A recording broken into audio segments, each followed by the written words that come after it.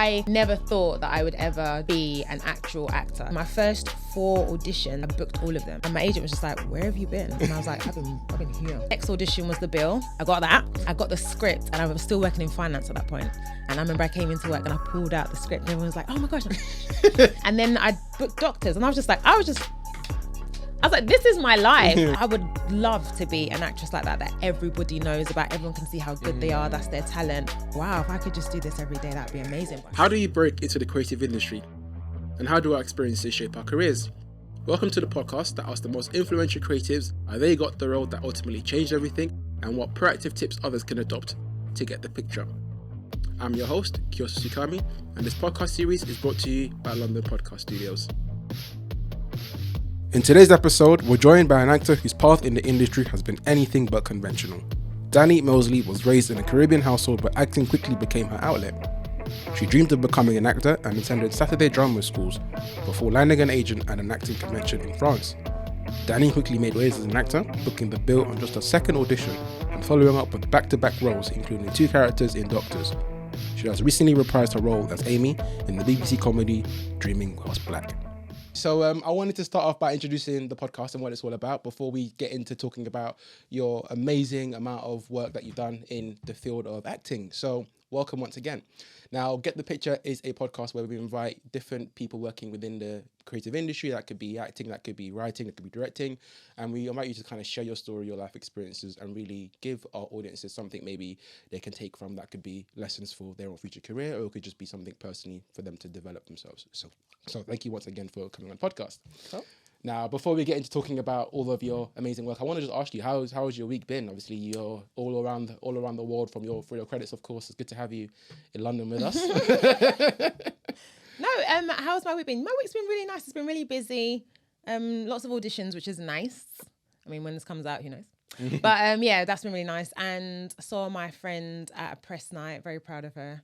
So that was really nice. Had a good fun.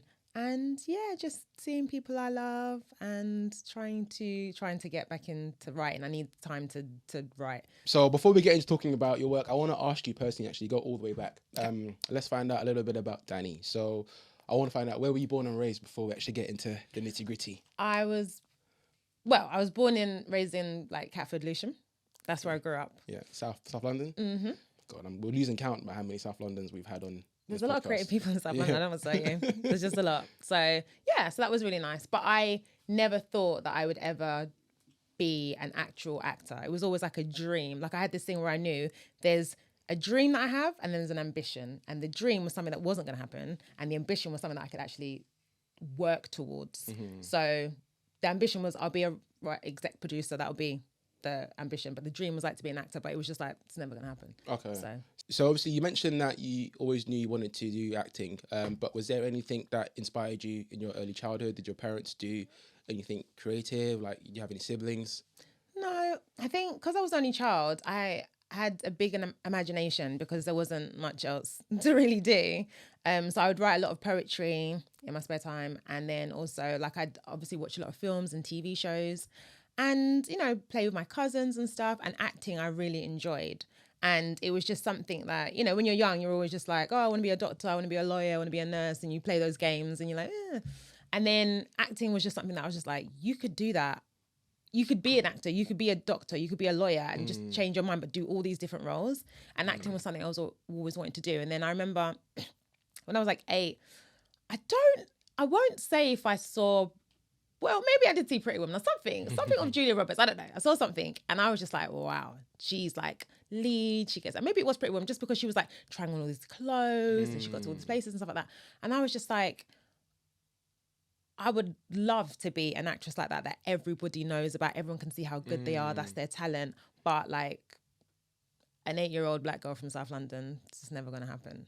So that's why it was just always a dream, because it was just like, because my parents didn't do it. No one in my family did acting, but I always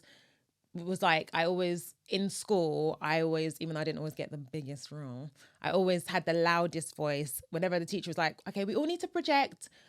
Dani, if you can stand up and show everyone how you project, like it was just something I could always do. Performing was something I just always loved. And so I just really enjoyed it. And I was just like, wow, if I could just do this every day, that would be amazing. But I just was like, that will never happen. Yeah. So I went to Saturday groups and things like that, but just knowing it's never going to happen. Okay. And I just resigned to the fact that was... And what did your parents do? You know what I'm asking? So my mum works in finance, global finance, and my dad is a scaffolder. Okay. Yeah. Very dynamic roles there, opposing sort of thing. Yeah, very interesting. So then when it came to you pursuing acting then, did you have a conversation with your parents that this is what I wanted to do? And obviously you mentioned that you were going to Saturday school. So did you take any sort of other courses in school, or was it something extracurricular that you were doing? I wanted to do it. So I had a friend of mine that was went to the Brit school when I was in year 9. I was like, oh, I want to go to Brit school. So I said to my mum, I want to go to Brit school, and she was like, no. Okay. And I was like, yeah. Oh, what? And she was just like, no, you're staying in school. You're not going to Brit school.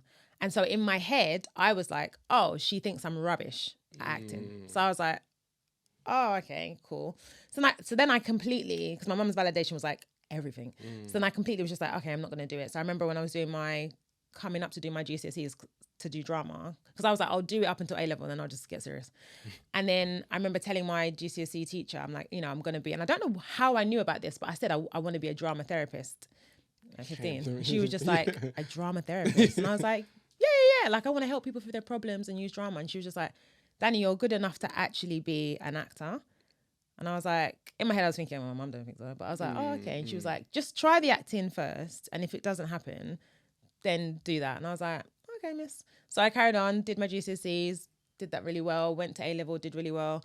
And then I was just like, okay, cool, it's time to get serious now. So then I went to university, did producing film, came out, and I'm a Virgo, so I'm very much just like, I set things out. I'm like, this is my trajectory, this is the plan, this is the path, and this is what I'm doing. And I do it. It's always been like that in my life. Like, if I say I'm going to do something, I do it. And so I had realised that I was going to work my way up to be a post-production supervisor and project manager, and then go and do exec producing. And then it's because of a conversation that I randomly had with Ewan McGregor at a place that I used to work at. I used to be a receptionist at a place called Pepper Post. I don't think it exists now. And we were just talking in the reception and stuff, and he was just like, what do you want to do? And I was like, exec producing. And he was like, that doesn't really sound like, I'm not feeling the passion in what you're saying. I was like, oh, well, I want to be an actor, but I'm sure everyone says that to you. So he was just like, well, you're young enough now that actually give it a go. And if it doesn't work out by the time you're 30, then you're young enough to do something else. So I was like, okay, Ewan, thanks, whatever. Didn't really think much about it. And then there was a recruitment freeze in my workplace. And then I was like, do you know what? I'm just gonna go for it. I'm just gonna try. I'm tired of being a receptionist now. I just want to do this thing. And my second audition was an acting convention in Paris. But it was like a lot of money to go. And I was just like, I'm gonna have to quit my job. I'm gonna have to go back to finance. And I was like, my mum is, and I was living at home. And I was like, my mum, it's not gonna fly. So I was like, but I really want to do this. I really want to do this. And I got in. I got to go. So then I sat down and told her, and when I told her, she was just like, all right, okay. And so I was like, what do you mean? Like, I'm expecting you to be like, no, you can't be an actor. And she was just like, I was confused why you didn't go to drama school when you finished A-levels. I didn't understand. I was like, because you think I'm rubbish. Oh, and she was like, no, I don't. And I was like, yes, you do. You didn't let me go to Brit school. And she was like, Dani. She said, you were one of the best actors at your school. And I knew that everyone that goes to Brit school, they're the best singer, dancer, whatever in their class. And then they go to a class where everybody was the best. And she just said, you weren't a competitive child. And I didn't want to lose your passion for acting. And I was like, where was this speech when I was 14? You just said no. And she was just like, you wouldn't listen to me. You would try to convince me. And I was just like, true. So then we had that talk. I went to the acting convention. I got an agent from Wales. I came back. Amazing. And then just been acting ever since. Amazing. So talk to me about this acting convention then. So it only ran for 1 year, and it was kind of based off an American model where they just have actors, singers, dancers, comedians. And it was kind of like a kids thing, but I was just like a young person. So we went along, and I remember the whole week. So I was only doing acting. So you had to do cold read, which is where you just get a script just before you go on stage and you do it. Or you do a monologue, which obviously you learn, duologue, you and another person, improvisation, someone gives you a word. You got to talk about everything, but not the word, but make it make sense. And then do an improvisation with a group of people.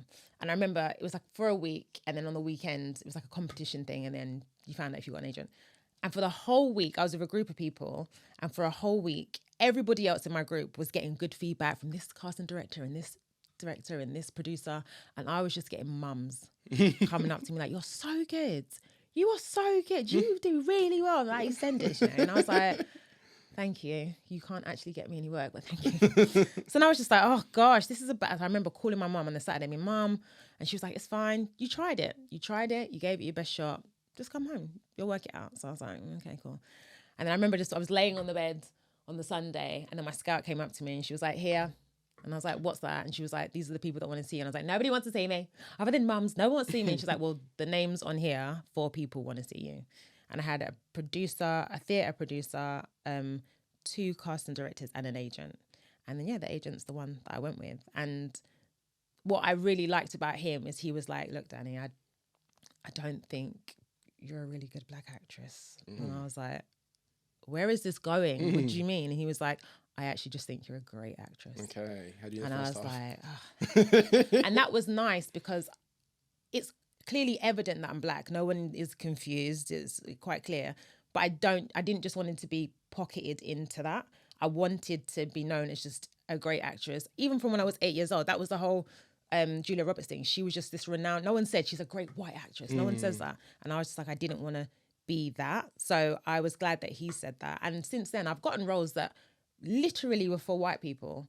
And then I stepped in the room, they were like, oh dear, okay, actually it's Dani. So it just further proved that I don't need to be worrying about those boxes. Yeah. And on that question, I guess on culture and race generally, if you don't mind me asking, what's your cultural background, and also on that as well, does that ever affect or impact you getting any sort of roles in your career? So my dad's side is Jamaican and my mum's side is Bayesian. Obviously I'm Black British. But I'm before the slave masters, I came somewhere from Africa. So I'm very aware of that. But so in that sense, I've played roles, like I've played Nigerian roles and things like that, where I don't necessarily have to do the accent. And also I've also said to people, I've noticed that that's come up a lot. And I've said to people, because obviously I'm not trying to take roles that are specifically for a certain culture of people. But so I say to people, if there's something specific to the story that I need to be this person, does that matter? And they're just like, oh, no, that's just the cultural background. But then there's someone that's going to play your mom and they're going to do the accent and da-da-da. So I'm like, okay, cool. So I think I used to feel funny about it because also when people see you play a lot of roles, they just assume that you're from that culture. And I'm not, I don't represent. But it's not massively got in the way. Like I can do an accent and I've done a show where I did the accent, a Nigerian accent. So that's fine for me, but I'm also aware of somebody sees something in you and there's something that you bring to the character, and it's not always about the accent that you have or understanding. And also you can do research. I have friends from all different cultures that I can ask things about. So it's not massively impacted, but I know if someone is specifically in a casting said this person has to be from here, or this person has to be Kenyan, or this person has to be Ugandan, then go and find that person. I'm not going to be like, oh no, I can still get away with it. I'm not doing that. Yeah. So taking it back to that that casting then in the convention in France, how did that feel for you then, leaving that and having an agent, and also what ensued after that? Were you working at the time? You said, oh, I'm going to quit my job now, I've got an agent. Like, what was, I was so excited. I just didn't understand it. I remember calling my mum and like, I've got an agent. And she was like, what? And I was like, I've got an agent. And she was like, I thought you said no one was interested. I was like, I thought no one was interested. This guy, I've got an agent. So I already had a spotlight and came back, and literally my first 4 auditions that I did, I booked all of them. Amazing. And my agent was just like, where have you been? And I was like, I've been here. I've been waiting. Yeah. And actually at that convention, there was a theatre producer that said to me that I should go to drama school. And he was like, not because I think you need to go, but he just said, he said, as a black actress, it will open doors for you. And I was just like, yeah, but I don't have 10 grand a year or whatever to go to this school. And he's like, oh, it's fine. You go there, say that you can do it, say you can pay for it. And in the first term, you'll have a family issue.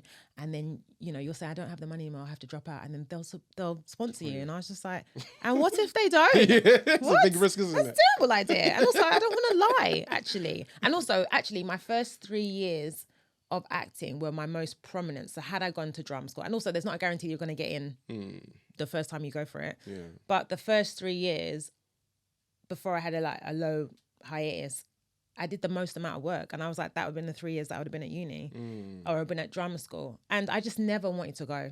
I never wanted to go to drama school. So I was just like, no, I want to do it now. That's what I want to do. And I wanted to do TV and film. I've done theatre all my life since I was a kid. And yes, wasn't professional, but I've done it. I get it. Just the difference is I'll be getting paid. But I can get paid on TV set, so... Amazing. So what was your first then official, I guess, paid role on TV? I think you said it was just straight off of having that agent. You booked 4 roles. Yeah. So my first one was my first paid. Well, there was officially my first paid one was like TIE, and then my second was then I came back from it, we were doing it in West Yorkshire.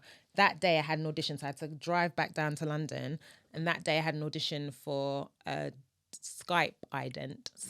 That's how long it was. Okay. And I remember I went up for the lead girl's best friend. So there was going to be a white girl who's lead, and then she had 2 black brown best friends. So I was going to be one of them. But for some reason, my white girl was late. So they were just like, you know what, we're keeping you really long. Why don't you just come in and just do the audition? So it was like, cool. So I did the audition, and then they were like, still got some time. Do you want to just read in for the Lauren role? So I was like, yeah, cool.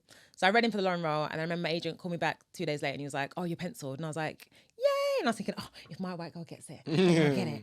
And then he called back a day later, and he was like, you booked it? And I was like, oh, great. And he was like, and you're the lead? And I was like, so they switched the character for you. Amazing. So then I got that. Then the next audition was the bill. I got that. Amazing. And then I remember I got that, and I got the script, and I was still working in finance at that point. And I remember I came into work and I pulled out the script, and everyone was like, oh my gosh. But I was because I was just like, this is my life. And then I booked doctors, and I was like, this is my life. And then it's well, before we get to that, talk to me about the bill. Of course, that's obviously a big project, obviously on TV. So how was that for you? What was the experience like? And of course, you mentioned that you told all your co-workers, but tell me about the whole it was amazing because I'm always funny about my age, because just as an actress, your age for some reason for women it's just a thing anyway. But I lied about my age and said I was younger than I was because I looked younger than I was. So I said that I was 18, and I was playing a 15-year-old. Okay. But I was actually 23. At the time, okay. Yeah. But nobody knew. Yeah. And I remember it was one of those ones, you do the audition and they were just like, see you soon. And I was like, don't do that. Don't do that, because you say you see you soon and then you don't. But I actually got it. And that was just amazing because I got the set. It was the first time that I like got on set. There was like hair and makeup people. That was the first time I learned I'll be doing my hair. Thank you very much. Because it just wasn't. And because I had afro hair, and by that time, I'm trying to think if I'd stopped straightening my hair. Maybe around that time I hadn't. But they just didn't know. I remember we had a photo shoot because I had a family. And what I loved about that particular storyline in the bill is that it was a 2-parter. It was the first 9 o'clock episodes that were like in HD. So it was going to have a whole rebranding and everything like that. And it was a story that the first episode set up that my brother got stabbed and it looked like he was involved in gangs. But then in the second episode, me and my little brother were hiding stuff. Mo Mansoray, love him. And then in the second episode, it actually turned out that our older brother, my little brother, this white guy got into an altercation with my little brother, and so my older brother backed it, and then the white guy came back with a knife and stabbed my brother. So it was nothing gang related. It was just, but the press and everything, like him, they was like, yeah, it's gang related. We're just gonna go there. So it was nice because it was just like, it's a nice storyline about a black family on the bill to do with the bill, which is to do with crime, but we're not the people that have done the crime. Actually, we're just normal people living our normal lives, and actually we've been targeted. So that was really nice that it had a message, and it was the first time my friend saw me on TV, and it was just like. It was, okay, I'll tell you an embarrassing story about the bill. So I'd done the bill and a lot of people had seen it, right? And so I just got used to people noticing me because I'd been in the bill. So they'd be like, oh, where have I seen you before? And I was like, oh, I was in the bill. And they were like, oh my gosh, yeah, I saw that. Loved it. And then one time, it happened so much that I remember I met a woman and she was like, oh, you look really familiar. Where do I know you from? And I was like, I was in the bill. And she was like, no, I saw you at my cousin's barbecue. And I was like, oh, you know that phrase, you want the ground to swallow you up? I thought, she looked at me like, idiot, what is the bill? Literally, yeah. And from that day, so now, when people say you look familiar, just let them lead. Yeah, I'm like, oh, okay. I'm like, oh, do you work in engineering? No. Unless someone says to me, oh, you're an actor, and I say, yeah, and they're like, oh, I think that's... I don't ever mention it because it was so embarrassing.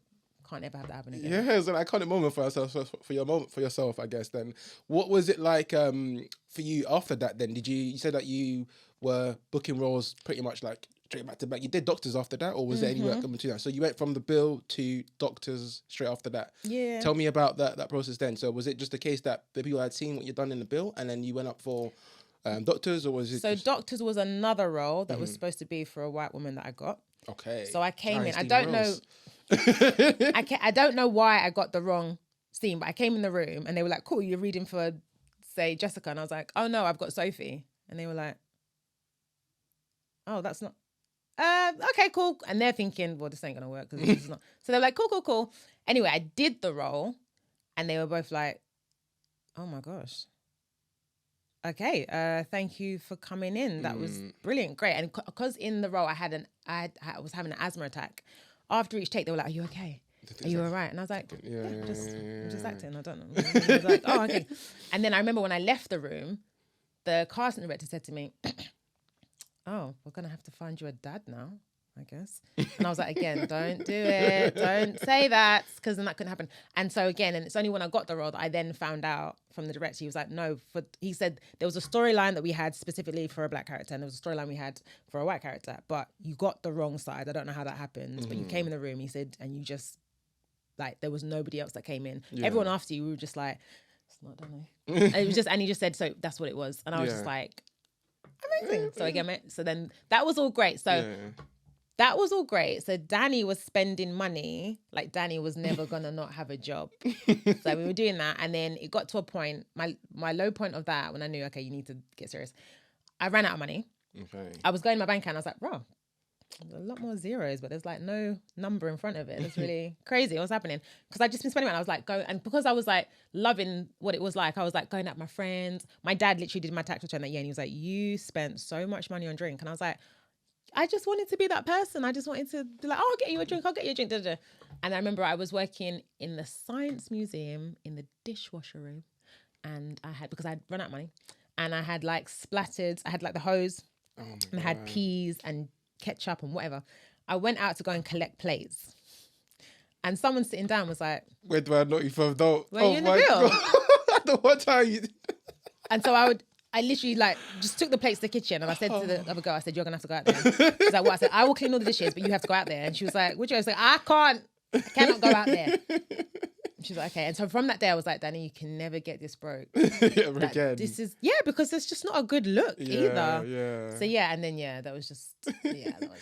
Just going back generally on the work that you've done in acting, when it comes to like your dialogue, do you memorize everything like to a T, and you have like a perfection sort of moment, or do you leave room for like improv? What's your general? When it comes to theatre, I familiarize myself with the lines, because actually, once you get directed and you do your blocking, it's easier to learn lines with the blocking. Okay. Because you'll know that at this point you're here, at this line you pick up this cup, at that point, so then there's room. And also you don't know what your acting partner is going to give you. So if you just learn everything the way you've learned it, then it doesn't leave a lot of room for you to receive what your acting partner is giving you, for you to take it on board, feel it, and then respond back.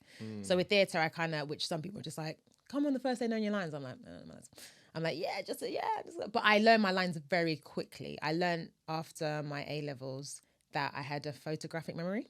Okay. So I have to highlight my lines, and then I literally will see my lines. And I remember when I found out I had it, because I was doing my A-levels and I couldn't remember something, and I looked up and I could see my notes. Oh my God. And then I was like, "Oh, why did I not know this in my GCSEs? This has been really helpful if I knew this."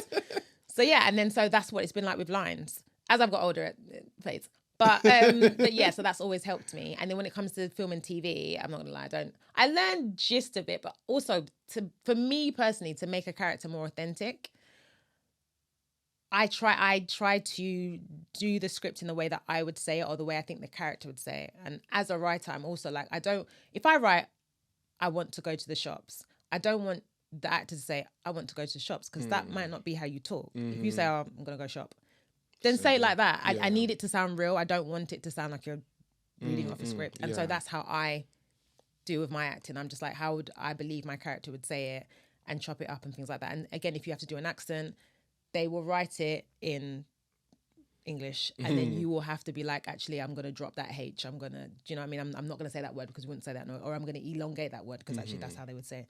So yeah, all those things will come into mind that I have to think about. Amazing. That's really good insight there. So going back to you having that dip, washing dishes, and then I'm guessing you then obviously bounce back on your feet. Then I think you when did the Runaway, your next project I want to talk about, come into play for that? So yeah, I got that, and then I guess now you're saying that. So I got rid of the first agent because, Oh no. I went up for no, don't say that. I went up for E20, and I remember there was another girl that was up for it, but she was also kind of with my agent, and she got the role. Is all I need to say. Okay. But after that was when I stopped booking all the time. And then after that, I just noticed that there was things that my other black actresses were going up for. And they were like, oh, Dani, I didn't see you in the thing. And I was just like, huh? And then I spoke to my agent and he was just like, oh, yeah. Cool. And I just noticed that I wasn't going up for stuff. So I started to call him and be like, hey, so what's happening with this? He was like, well, you know what? Someone could be calling me right now, Dani, and you're talking to me. And, I'm looking for work for you. Yeah. So he did it a couple of times and I wasn't happy. So then I give agents like a couple chances before I'm just like, you're not serious. So the first chance was, I remember I'd moaned, then I was doing a show in Liverpool and he was like, oh, I've got a casting for you next week. And I was like, I've got one more week of this show, I can't do it. And he's like, well, you say that you want to get castings and now I'm getting you castings, you can't be there. And I'm like, you booked this job, you know how long it is. Yeah. So I was like, well, I just can't do this one. So when I come back after a week, I'll do it. Anyway, I remember that I did that and then came back and then got a call from the agency again saying, oh, they still want to see you. So I was like, oh, cool. But when I went to the casting director was like, oh, so you've turned up. And I was like, yeah, because this is, and she's like, you were supposed to be here last week. What happened? And I said, oh, I was doing a tour in Liverpool. I couldn't make it. He's like, well, no one told me. And I was like, what? Needless to say, I booked that role, so that was fine. And then it happened again when I went up for a role. And so again, remember, I'm lying about my age. So I went up for a show that you had to be a teenager. And I just decided, I'm going to be 20 today. That's what I would usually do. My agent knew that I would lie about my age and he would like say, you're this, you're that. But I hadn't spoken to him about it anyway. Went in for a casting, was supposed to be a teenager and I hadn't said that, so I was 20. So then, so she was like, and you're 19? And I was like, guess. And she was like, you guess. And I was like, as in I just turned 20. Like I was 19, but now I've just turned 20. So she just rolled her eyes and then the doctor was like, it's fine, don't worry about it. But it was only after I came out of the casting that I realised you had to be a teenager. So when I told my agent, he was like, why didn't you say you were 19? I was like, why didn't you tell me? If there's something I need to know, which is something I need to know, you need to tell me these things. So after that, and then I just saw he wasn't getting me anything, I was thinking, I'm going now because I'm seeing other people progress and I'm tired of watching stuff that I've never even gone up for. Because you're forgetting about me. I was kind of worried at first that it was just a case of like, any other, but I think just professionalism at that point is just something bigger and more important, obviously. And you've gone on to obviously flourish in your career. So then, did you then go off and book Runaway then with your other agent after that, or was it something that just did it on your own? Because I must have booked Runaway with him because that came out in this. I think that was just before Doctors. I booked the Runaway. So the Runaway I must have booked after the Bill then. So it was the Bill, Runaway, then Doctors. So talk to me about the Runaway experience. So Runaway was again amazing because it was again that was in my streak of I'm just booking roles, and I remember that. So that was the one that I said to you that they were like, well, you didn't come last week. And I thought I wasn't going to get it, but I booked it. And it was set in the 1960s and they didn't know if they wanted us to have a Jamaican accent or if they wanted us to have a Cockney accent. And so I tried the Jamaican accent, but it just sounded a bit soft because if you're going to do an accent and know if it's from a black or brown place, then it's got to be soft enough that English people need to understand it, which means it doesn't always be authentic. So we just went with Cockney anyway. So then I booked it. And then when I booked, so then my agent was like, yeah, and it's South Africa. And I was like, as in South Africa Road? And she was like, as in the country? And I was like, what? And she's like, yeah, you got to be there in 4 days. And I was like, what? It was just so quick. And I remember that one, I went to check in and it said that it was too early to check in. I couldn't. So I was like, cool. And then I got a call from production the next day being like, Dani, did you try to check in? And I was like, yeah, why? And they were like, because you've been moved to business class. And I was like, Nice. oh my gosh. I said, has it charged you? She was like, no. It's a free upgrade, but we don't know how it's been done. And nobody else is flying to South Africa business class.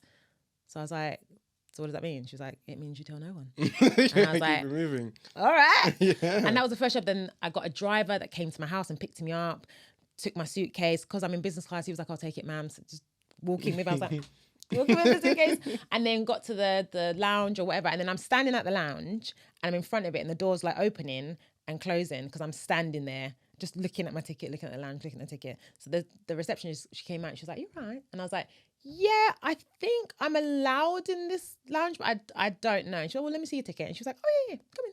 So she came in. She was like, cool. So this is where all the food is. I was like, okay, cool. How much is that? And she's like, that's free. I was like, oh, cool. And she was like, this is the drinks bar. And I was like, okay, how much is that? And she's like, it's free. I was like, oh. And then there were massages. And I was like, there's no. She's like, it's also free. So she said, but obviously, there's your flight. We'll let you know when your flight's ready. It was my first ever experience. Went on the plane. Obviously, the seat went all the way down. Never been on that.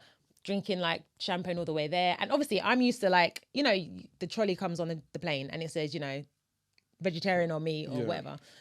They had a whole menu. Do you want fish? Do you want lamb? Do you want steak? And I remember I had to go toilet and I was like, but they were bringing the food and I was like, oh, I'll just wait. And she was like, you're right. And I was like, oh, no, you're bringing the food. I'll just wait. She's like, oh, it's all right. I'll just put it in the oven for you. You go toilet. And then when it's ready. And I was just like, this is crazy. And then got to South Africa. I had my own driver. I had my own, they gave me a phone.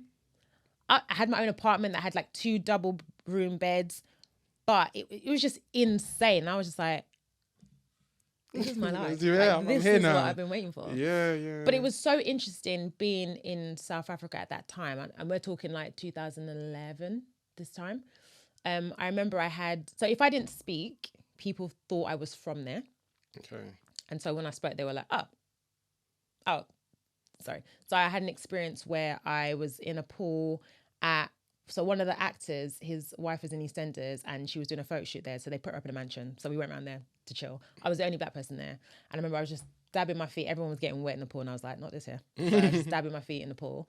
And this woman came over. I'm not going to do the South African accent. But this woman came over and she was like, hey, neighbour. I see that you're new. And so I just thought I'd just bring around this biltong just to say like, hello, whatever.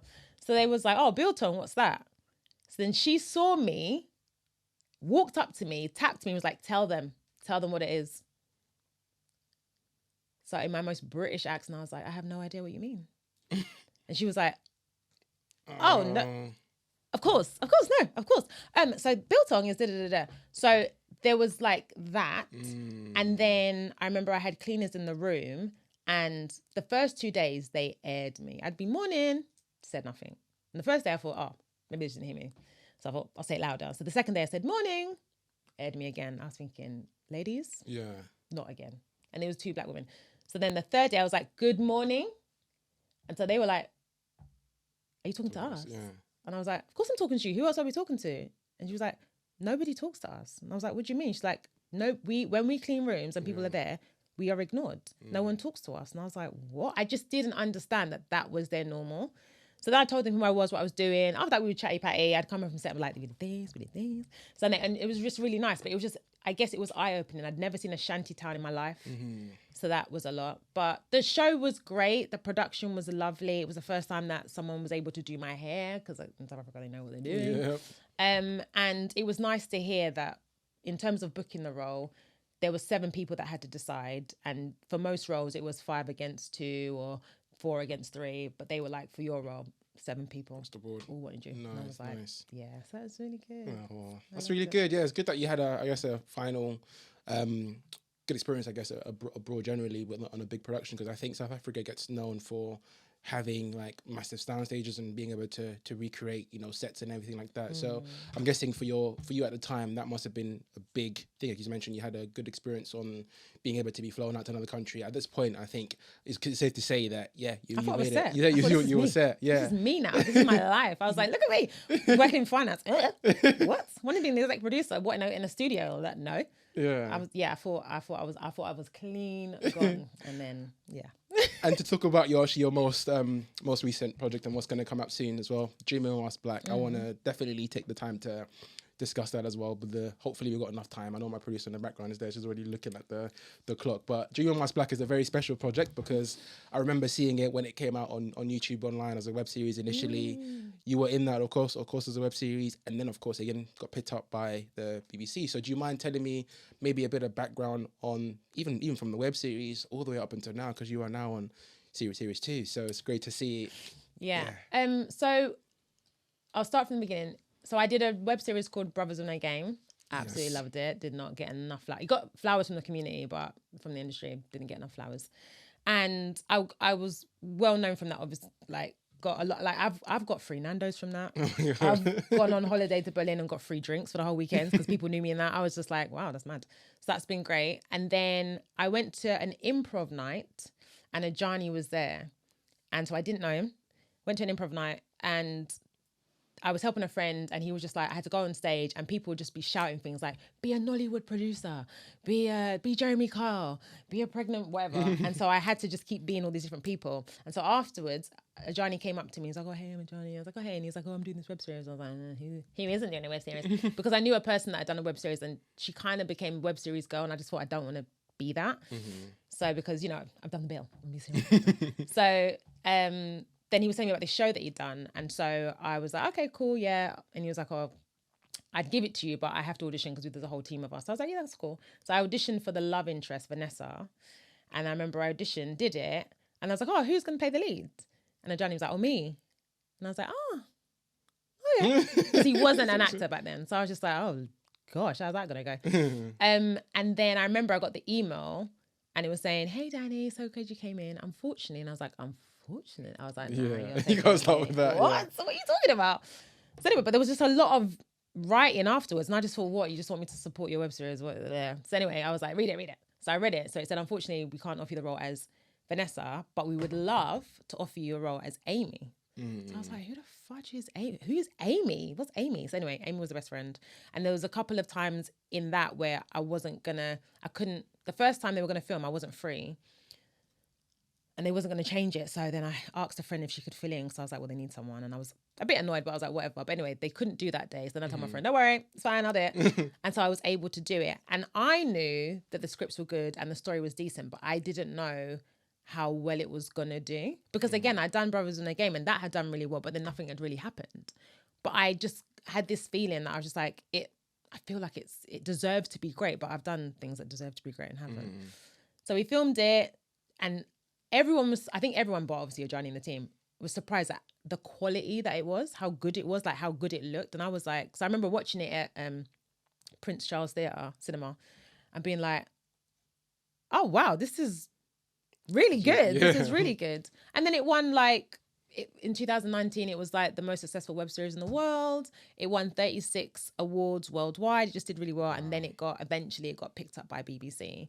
And then, we got to do season 1 and then we've been able to do season 2 and it's amazing. How was it being brought onto the actual series? Because obviously a lot of times you hear of like when a big network or a streamer comes on board, they tend to recast everything and they tend to just I mean I'm the only person from the web series that's in that's in the show, and I still had to audition to be in the show. And then I had to wait. So I auditioned to do the table read, which technically I was supposed to already, once you've done the table read, that should have been, you're in, but it turns out it wasn't, just because I wasn't a big enough name. And then, so I did the table read, the pilot got commissioned, and then I had to wait 2 months. They put my role out again.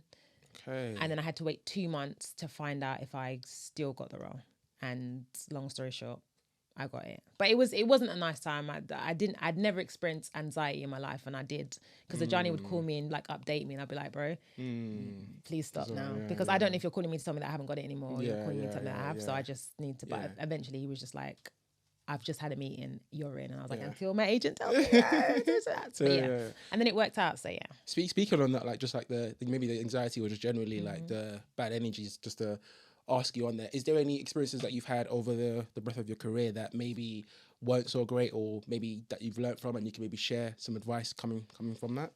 To be fair, I've only had one bad experience, which is a blessing in my 17 years I've been doing it. But yeah, I've only had one bad experience, and that was just on a set. It was for a low budget thing, And I was the only black actress on set. And I think there was like 2 South Asian men in the crew. And all my other counterparts, actors, were white. And I could feel that I just wasn't getting the same airtime and screen time as they were. But I couldn't prove it. And it was only when it came to the edit that the director then was like, oh, we really don't have enough shots of Dani. And I was like, yeah.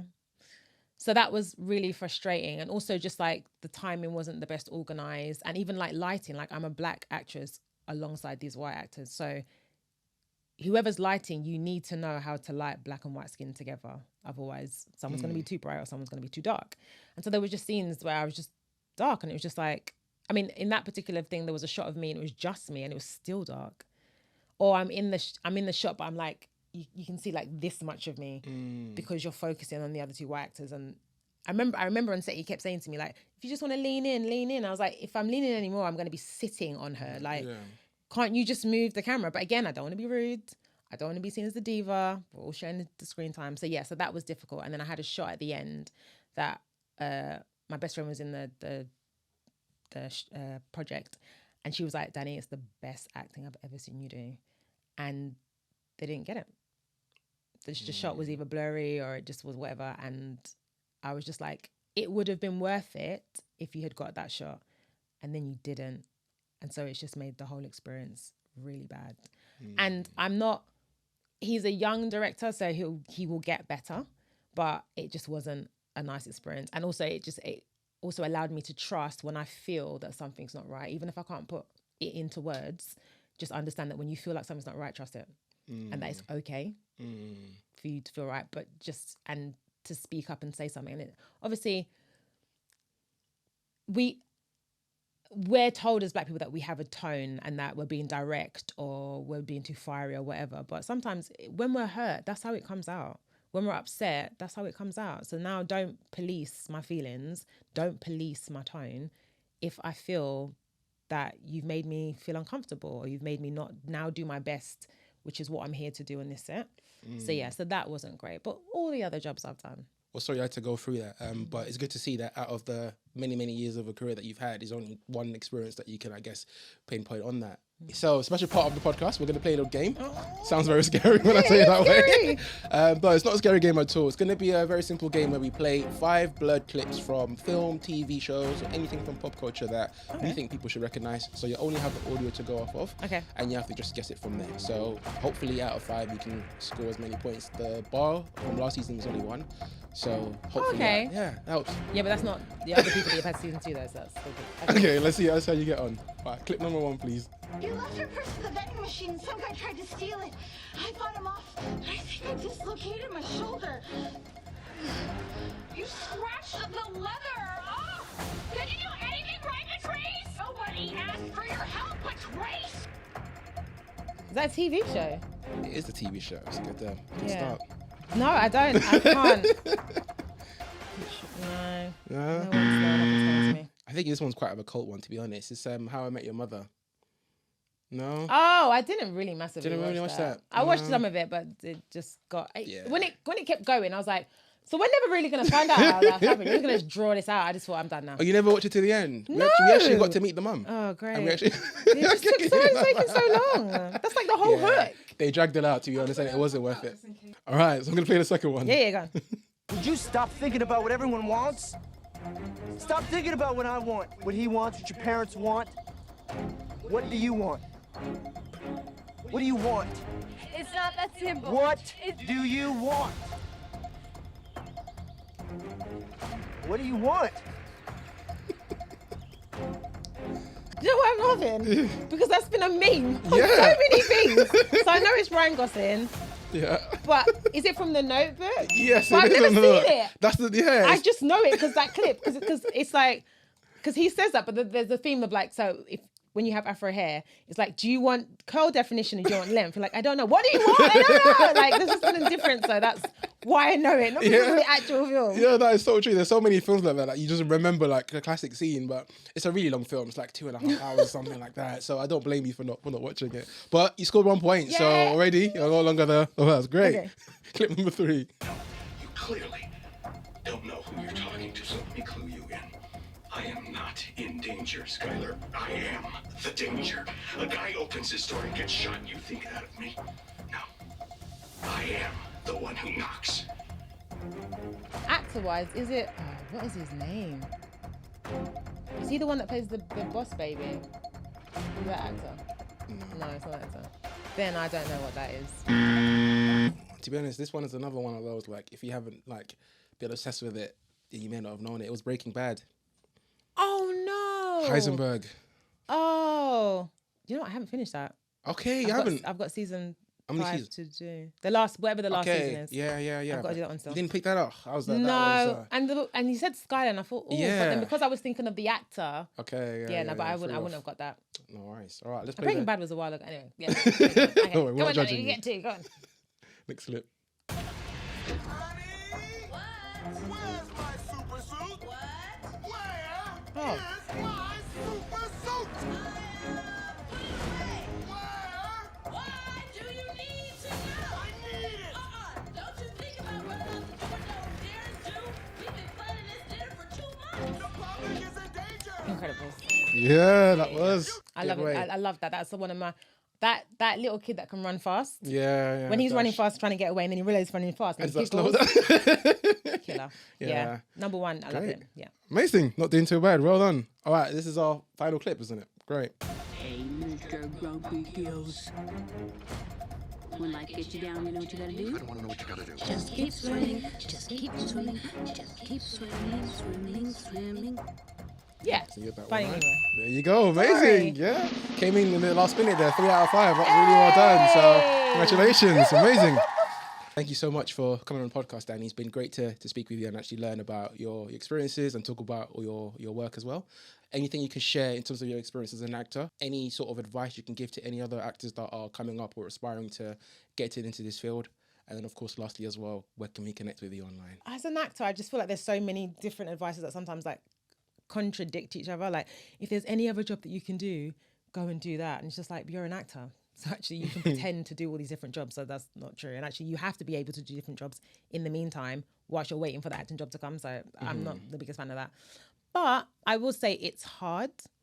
And I remember Viola Davis in her book, she tells a story about a teacher at school where he says, put up your hand if you want to be an actor. So everyone puts up their hands. And then he goes, keep your hand up if you know that you could do this and you're not going to be earning a lot of money. So people put their hands up. Keep your hands up if you know that actually you might have to choose between this meal and that meal to keep going. People put their hands on. And whatever he said, Viola's hand just stayed up. Okay. And it was funny because when I was listening to it, my hand was up as well. I was like, nothing's going to stop me doing what it is I want to do. Like, going into finance, waking up at 7 o'clock in the morning to be at my desk for 9 was a lot. But waking up at 4 a.m. to be on set for 5 a.m., I'm skipping. I mean, I also get driven in. But I'm skipping because it's what I want to do and I enjoy it and I love it. And there's so many people in this world that their work life isn't what they enjoy. And it's just a means to an end to get them to money to escape, to do other things. I don't have to escape from my job because I love my job. I love what I do. I love the people that I meet. I love the people that I talk to, the experiences that I find out about that I didn't know from people with different backgrounds or things that are going on for people. And I'm just very much just like, you have to love it to really go for it. I'm not going to lie, I get a bit annoyed when people try acting for like 2 months or like a year and be like, it's hard, I'm done. I'm like, so then it's not for you then. Because it is hard, but we knew this. But if you genuinely believe that this is what is for you and you're supposed to do it, you'll keep going. If it's not, then trust yourself and go and do something else. But yeah, you have to want to do it. Obviously don't do it to the detriment of your mental health. Like, make sure you've got good friends around you. Make sure you're with other creators as well. If you're a director or a writer or an actor, don't just stick in one field. Try and see. I always commend people like Ajani and other directors like Kobe as well, who they've been the directors, but they also will go on set and run, or they'll go on set and help out a friend who's doing a short film just to see other aspects of what it's like to be. So when you are a director, when you are lead on a set, you understand what costume is going through, you understand what lighting has to deal with, so that there's compassion there and then you can all work together. So yeah, that's a great bit of advice there. And obviously, last one, where can we connect with you online?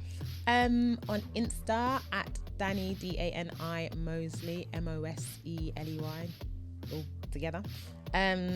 Just generally go there. Everything else, don't bother. Don't do Facebook. study at the moment. So yeah, that's where you can find me. Amazing. Thank you so much for coming on the podcast, Dani. It's been a pleasure speaking with you. Thank you for watching and listening. If you enjoyed this content, then make sure to like, comment, share, and subscribe to the official London Podcast Studios channel. If you want to join the creative community and find out how you can get the picture, then make sure to click the link in the description.